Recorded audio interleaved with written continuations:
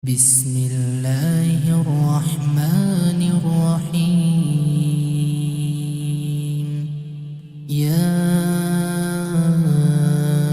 أيها المدثر قم فأنذر وربك فكبر وثيابك فطهر والرجز فاهجر ولا تمنن تستكثر ولربك فاصبر. فإذا نقر في الناقور فذلك يومئذ يوم عسير على الكافرين غير يسير. ذرني ومن خلقت وحيدا وجعلت له مالا ممدودا وبنين شهودا ومهدت له تمهيدا ثم يطمع أن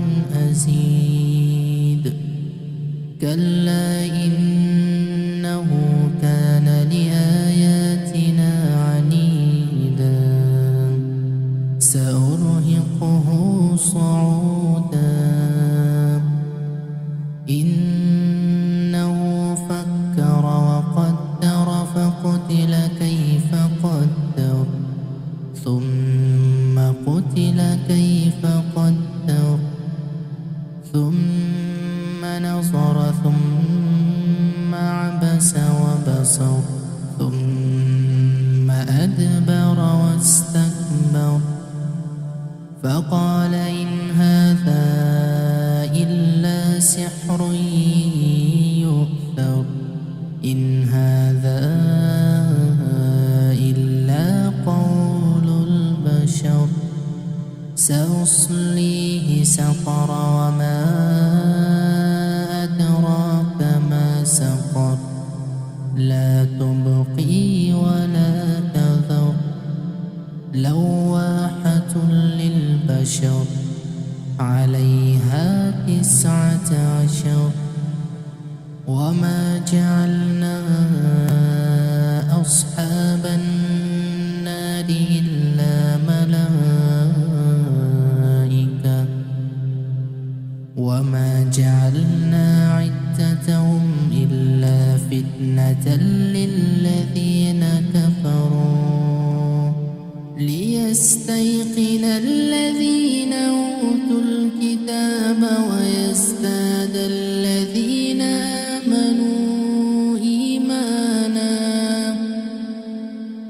ويزداد الذين آمنوا إيمانا ولا يرتاب الذين أوتوا الكتاب والمؤمنون وليقول الذين في قلوبهم مرض والكافرون ماذا أراد الله بهذا مثلا كذلك يضل الله من يشاء ويهدي من يشاء وما يعلم جنود ربك إلا هو وما هي إلا ذكرى للبشر كلا والقمر والليل إذ أدبر والصبح إذا أسفر إنها لإحدى الكبر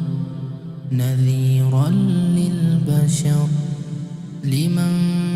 شاء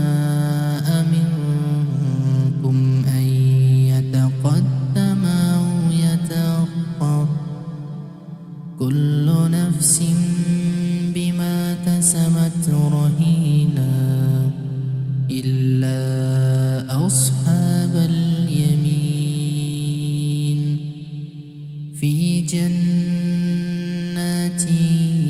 يتساءلون عن المجرمين ما سلككم في سقر قالوا لم نك من المصلين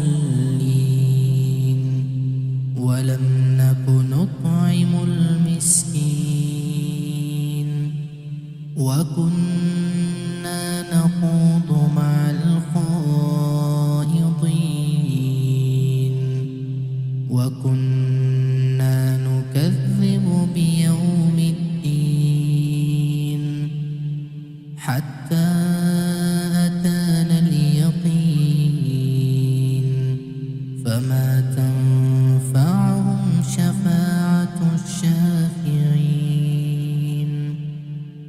فما لهم عن التذكرة معرضين كأنهم حمر مستنفرة فرت من قسورة بل يريد كل امرئ منهم أن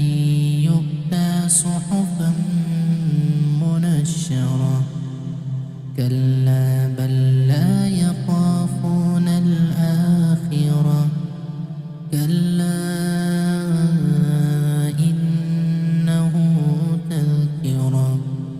فمن شاء ذكره وما يذكرون إلا أن يشاء الله هو أهل التقوى